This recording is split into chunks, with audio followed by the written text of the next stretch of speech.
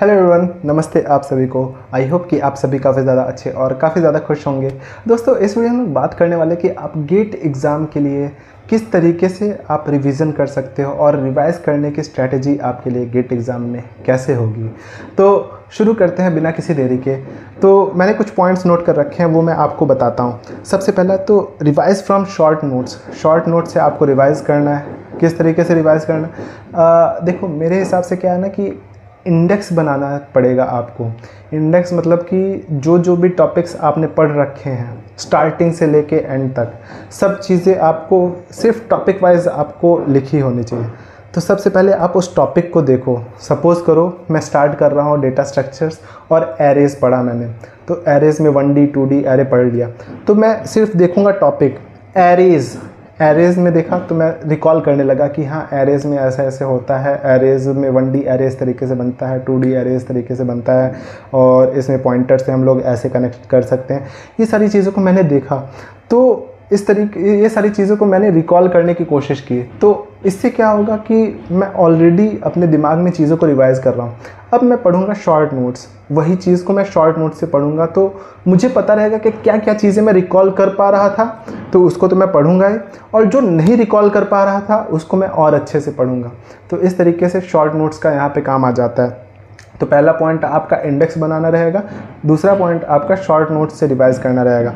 अब हम लोग क्या करेंगे, तीसरे पॉइंट में PYQ सॉल्व करेंगे। PYQ सॉल्व करना बहुत ही ज़्यादा इम्पॉर्टेंट है गेट एग्ज़ाम के पर्सपेक्टिव से, गेट एग्ज़ाम के पॉइंट ऑफ व्यू से।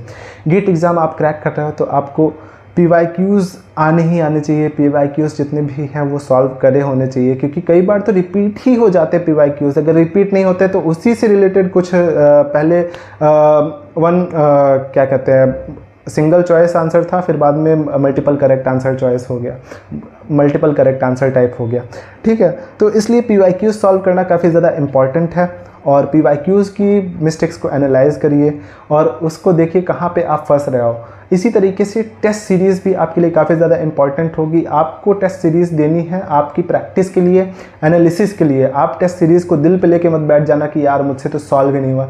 आप टेस्ट सीरीज़ को इस तरीके से देखो कि मैं और इम्प्रूव कर पा रहा हूँ कि नहीं कर पा रहा हूँ, मैं और ज़्यादा जो गलती मुझसे पहले हुई वो गलती अब तो नहीं हो रही, जिस टॉपिक में मैं पहले फंसा था उस टॉपिक में अब तो नहीं फंसा। एनालाइज करो चीज़ों को कि कहाँ गलती हो रही है मुझसे, टाइम बाउंड तरीके से मैं कैसे परफॉर्म कर पा रहा हूँ, कैसे रिवाइज़ कर पा रहा हूँ चीज़ों को। नए नए टॉपिक से नए टेस्ट सीरीज़ से नए नए क्वेश्चन से ज़्यादा अच्छा रिवीजन हो पाएगा। फिर हम लोग बात करते हैं मॉक टेस्ट तो हो गया वही टेस्ट सीरीज़। फिर आता है मिस्टेक नोटबुक बनानी है आपको। एक मिस्टेक नोटबुक बनाओ। मिस्टेक नोटबुक में आप सारी चीज़ें लिखो, कहाँ कहाँ आपसे गलती हुई, PYQs में कहाँ कहाँ गलती हुई, टेस्ट सीरीज़ में कहाँ कहाँ गलती हो, कहाँ कहाँ रिपीटेटिव गलतियाँ हुई, वो उसको और बोल्ड में लिखो कि कहाँ कहाँ रिपीटेटिव गलतियाँ हुई। रेड पेन से मार्क करो, हाइलाइटर यूज़ करो, कुछ भी करो यार, कर लो बस। ये बहुत ही ज़्यादा इम्पॉर्टेंट है। वीक एरियाज़ पे फोकस करो। मिस्टेक नोटबुक बना ली आपने तो फिर वीक एरियाज़ पे फोकस करिए, दोबारा वीक एरियाज़ को और अच्छे से रिवाइज़ करिए। और इस तरीके से अगर आप रिवाइज़ करोगे तो डेफिनेटली आप एक बहुत ही ज़्यादा अच्छे तरीके से रिवीजन कर पाओगे, और गेट एग्ज़ाम में आप और बच्चों से काफ़ी ज़्यादा एज पे रहोगे कि हाँ, मैं कर सकता हूँ ये, और लोगों से बेहतर कर सकता हूँ। तो इस वीडियो को एकदम शॉर्ट रखते हुए, आपका ज़्यादा टाइम ना वेस्ट करते हुए इतने तक ही रखेंगे। और अगर आपको ये वीडियो पसंद आया तो लाइक कर देना, चैनल को सब्सक्राइब कर देना, और बेल आइकन को ज़रूर दबा देना, क्योंकि मैं और सारे वीडियोस लाने वाला हूँ, और ढेर सारे वीडियोस लाने वाला हूँ अलग अलग चीज़ों पे। हो सकता है अगली वीडियो आपकी टेस्ट सीरीज़ पे आ जाए, टेस्ट सीरीज़ आपको कैसे सॉल्व करना है। तो इस वीडियो को लाइक करके चैनल को सब्सक्राइब कर दो, बेल आइकन को ज़रूर बता दो, और आपको कौन सा टॉपिक चाहिए, आपको और कौन से टॉपिक पे वीडियो चाहिए ज़रूर बताना। मैं उस टॉपिक पे वीडियो लेके आऊँगा। बहुत सारा चीज़ें आने वाला है। तो थैंक यू सो मच। नमस्ते।